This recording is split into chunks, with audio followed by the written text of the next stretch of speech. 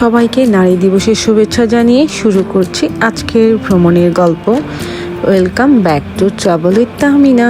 So নারী দিবসে আজকে হঠাৎ করে ইফতারের সময় আমাদের একটা প্ল্যান হলো যে আমরা আজকে কোথাও যাব। তো কোথায় যাওয়া যায়, তো দেখছিলাম কয়েকদিন যাবৎ ফেসবুকে অনেক রকম ফেস্ট হচ্ছে রামাদান উপলক্ষে। তো আমরাও আজকে চললাম তেমনই একটি ফেস্টে। তো সেটা হচ্ছে গুলশান শুটিং ক্লাবে। তো আমরা হাতির ঝিল হয়ে যাচ্ছি।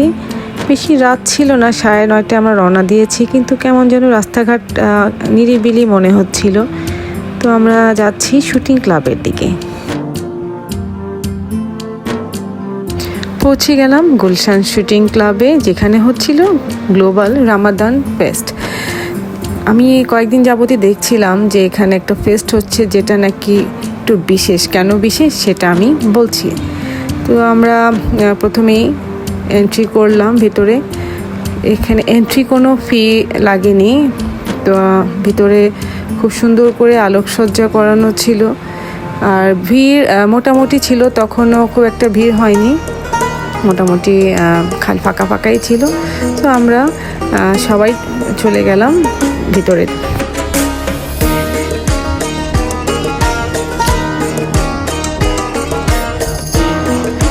ঢোকার মুখে খুব অবাক হলাম, অ্যারাবিয়ান স্টাইলে খুব সুন্দর করে এখানে উড বানানো, লাইটিং করা, আর খুব সুন্দর একটা গেট তৈরি করেছে তারা। খুব ইমপ্রেসিভ আর কি। তো যেটা ভালো লাগছিল, এন্ট্রি ফি ছিল না, কিন্তু সে তুলনায় যে খুব মানুষের ভিড় ধাক্কাধাক্কি তেমন কিছুই না। খুব সুন্দরভাবে আমরা চলে গেলাম ভিতরে। তো ভিতরে প্রবেশ করা মাত্রই কিছু দোকান স্টল চোখে পড়লো, যেখানে অনেক সুন্দর সুন্দর হোম ডেকোরেট, শাড়ি, পাকিস্তানি কামিজ। মূলত এখানে অরিজিনাল পাকিস্তানি কামিজ সেল করা হচ্ছিল। তাছাড়াও বিভিন্ন টাইপস শপস ছিল, অর্নামেন্টস, তারপর সুন্দর সুন্দর হোম ডেকোরেশন, ব্যাগ। এই যেখানে কিছু জামদানি শাড়ি দোকান আছে। আমি জামদানি শাড়িগুলোর দাম জিজ্ঞেস করিনি কত, ঠিক আমি জানি না।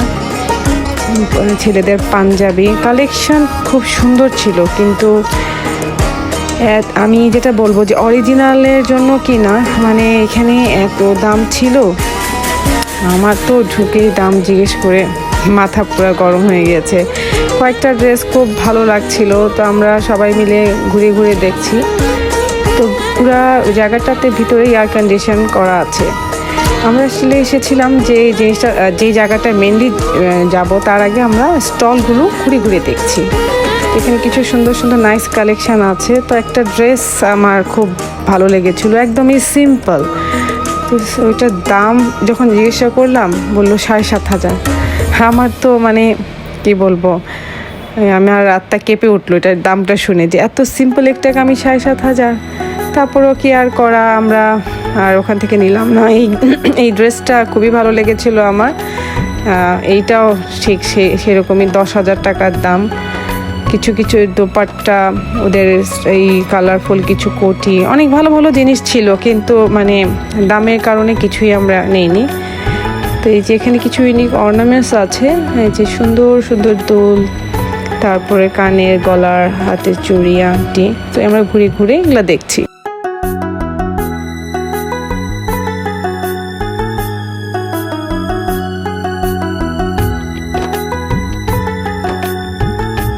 বেশ ভালো ভালো ইউনিক কালেকশান ছিল এই স্টলটাতে। আমার খুবই ভালো লাগছিল এখানকার কালেকশানগুলো। তো এরপরে আমরা যাব এই ফেস্টের যে মেন আকর্ষণ। তো চলেন একসাথে ঘুরে দেখব। এখানে একটা এন্ট্রি গেট দিয়ে প্রবেশ করেই আমার তো আমি তো অবাক হয়ে গেলাম। মনে হলো যে হঠাৎ করে ঢাকা থেকে আমি কোনো মিডল ইস্ট কান্ট্রিতে চলে এসেছি। চারিদিকে এমনভাবে সাজানো, দেখে মনে হচ্ছে এটা বাংলাদেশ বা ঢাকা না, এটা আরব কোনো কান্ট্রি। তো এখানে সাইডেগুলোতে আছে অনেক স্টল এবং মাঝখানে খাবারের দোকান। আর এনভায়রনমেন্টটা এমনভাবে তৈরি করা আছে যে এটা কোনো আরব কান্ট্রি। সবাই এখানে বসে চা খাচ্ছে, এখানে ধূপ দেওয়া হচ্ছিল, তারপর খেজুর, গাওয়া এগুলা বিক্রি করা হচ্ছে। তো একটা সাইড পুরোটা স্টল, আর আরেকটা সাইডে পুরাই মরুভূমির মতো করে অনেক সুন্দর করে ওখানে উট বানানো আছে, তারপরে বালুর পাহাড় আছে। চলেন আপনাদেরকে একসঙ্গে ঘুরে ঘুরে দেখাই।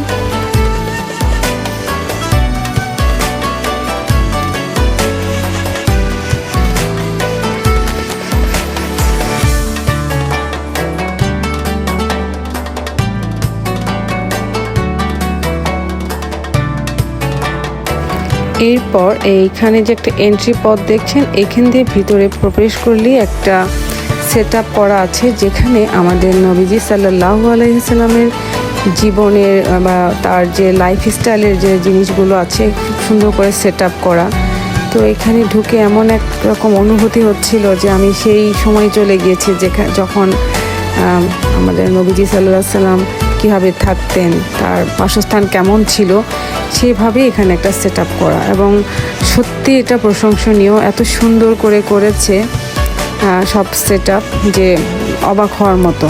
এবং তারপরে এখানে কোনো এন্ট্রি ফি নাই, কোনো চার্জ নাই, শুধু আপনি আসবেন, ঘোরাঘুরি করবেন, ছবি তুলবেন। এবং এখানে কিন্তু ইফতার থেকে শুরু করে সেহরি পর্যন্ত খোলা থাকে, মানে আপনি ইফতারও করতে পারবেন, সঙ্গে থাকছে সেহরি করারও সুযোগ। হচ্ছে সিরাত মিউজিয়াম, যেখানে দিয়ে আমি হাঁটছি। তো পরিবেশটা এত সুন্দর ছিল আর এত ভালো লাগছিল যে মানে সবাই মিলে আমরা বসলাম, তারপর গল্প করছিলাম। মানে একটা সুন্দর এনভায়রনমেন্ট এখানে আছে, যেখানে আপনি মানে গেলে তা আপনাদের খারাপ লাগবে না। কিন্তু মানে যেটা আমার কাছে মনে হয়েছে যে খাবারের স্টলগুলো একটু কম ছিল, আর এখানে কিছু খাবারের ভ্যারাইটিস ছিল। আমরা তো ইফতার করে গিয়েছি, তেমন ক্ষুধা ছিল না। তারপর আমি ঘুরে ঘুরে খাবারের দোকানগুলো দেখলাম, শর্মা ছিল, গ্রিল, খিচুড়ি, বিরিয়ানি, তারপর বিভিন্ন ফালুদা খাবার ছিল, কিন্তু আমরা এগুলো কিছুই খাইনি। আমরা ভাবছিলাম যে চটপটি বা ফুচকা কিছু যদি থাকে, কিন্তু সেটা পেলাম না। পরে আমরা আইসক্রিম কিনবো ভাবে ঠিক করলাম যে একটু আইসক্রিম খাই, ভালো লাগবে। তারপর আমরা গেলাম আইসক্রিম স্টলে। এই যে এই ধোঁয়াগুলো, এগুলো কিন্তু ধূপ, এটা থেকে সুন্দর একটি স্মেল আসছিল। এরপর আমরা কিছুক্ষণ ঘোরাঘুরি করলাম, বসে গল্প টল্প করতে করতে টাইম অনেকটাই চলে গেল। দুবাই ডেজার্ট সাফারিতে যখন গিয়েছিলাম ওই সেরকম একটা ফিলিংস আমার হচ্ছে। যারা গিয়েছেন তাদের অবশ্যই এখানে আসলে এমন একটা ফিলিংস হবে। বিভিন্ন সেলিব্রিটিরা এখানে এসেছিল, আমি দেখেছিলাম ফেসবুকে। তো আমার খুবই দেখে আসার ইচ্ছা ছিল, তো আজকে আসতে পারলাম, আলহামদুলিল্লাহ। এসে খুবই ভালো লাগছে, আপনাদেরকেও দেখাতে পারলাম। তো আপনাদের কেমন লাগছে এই জায়গাটা আমাকে অবশ্যই কমেন্টস করে জানাবেন। মেনলি এই গুলশান শুটিং ক্লাবে আয়োজন করা এই গ্লোবাল রামাদান ফেস্টটা পুরোটা থিমটাই ছিল অ্যারাবিয়ান স্টাইলে সাজানো। তো আপনাদের দেখালাম কিছুটা বালুর পাহাড়, আর এটা হচ্ছে বেদুইনের ঘরের মতো করে সেট আপ করা। এখানে আবার বেশ কিছু জায়গা কুয়া, আবার পেন্টিং আছে, কিছু ক্যালিগ্রাফি করা ছিল।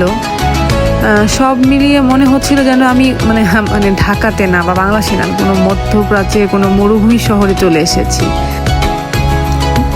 এরপর বেদুইনদের এই সুন্দর জায়গা থেকে বের হয়ে চলে গেলাম আইসক্রিম পিক করতে। এখান থেকে আইসক্রিম নিয়েছি, রেড ভেলভেট আইসক্রিম ছিল, সঙ্গে আমরা সালাদ নিয়েছিলাম আর 2 রকম আইসক্রিম, আর নিয়েছিলাম হচ্ছে নেহারি, আর সঙ্গে একটা পরোটা দিয়েছিল। কিন্তু নেহারির টেস্টটা খুব একটা ভালো লাগলো না, সোসও ছিল। এরপর এখানে বসার যে সিটিং অ্যারেঞ্জমেন্টটা ছিল অ্যারাবিয়ান স্টাইলে, ওখানে একটু বসলাম, বসে একটু পোজ দিয়ে ছবি তুললাম, ভিডিও করলাম। তারপর এখান থেকে আমরা আস্তে আস্তে ছবি তুলে বের হয়ে গেলাম। পাশেই ছিল পুলিশ প্লাজা, তো ভাবলাম যে এখান থেকে বের হয়ে পুলিশ প্লাজা একটু ঘুরবো। তো এই যে সুন্দর করে লাইটিংগুলো করা, এবার বিভিন্ন মার্কেটে লাইটিং তেমন একটা বেশি দেখলাম না। আমার কাছে মনে হলো যে লাইট দিয়ে সাজানো আছে কিন্তু অন নেই, বুঝলাম না কেন এটা। এবার কি আপনারাও কি এটা খেয়াল করেছেন? যদি আপনাদের কাছে মনে হয়ে থাকে তাহলে অবশ্যই আমাকে কমেন্টস করে জানাবেন যে আসলে বিষয়টা কি। তো এখান থেকে বের হয়ে হেঁটেই চলে এলাম পুলিশ প্লাজা। পুলিশ প্লাজাটা একদমই হাতির ঝিলের পাশেই, নিকেতনের কাছে আর কি। এখানে ঈদে এবার 5,000 থেকে ড্রেসের দাম শুরু, 10,000 পর্যন্ত। আমার কাছে দামি ড্রেস কেনাটা একদম ওয়েস্ট অফ মানি মনে হয়। যাই হোক, আমরা ঘোরাঘুরি শেষ করে উবার কল করলাম, তারপর আমরা ওখান থেকে উবারে করে রওনা দিব এখন বাসার পথে। তো এই ছিল আজকে আমাদের নারী দিবসের ঘোরাঘুরির গল্প। সকল নারী যারা আছে সবাইকে আমার পক্ষ থেকে অনেক অনেক শুভেচ্ছা, ভালোবাসা। এবং আজকের আমাদের এই ঘোরাঘুরি গল্প আপনাদের কাছে কেমন লাগলো অবশ্যই আমাকে কমেন্টস করে জানাবেন। নতুন কোনো গল্পে আবার দেখা হবে। তো আজকে এখানেই, আল্লাহ হাফেজ, bye bye, thank you for watching.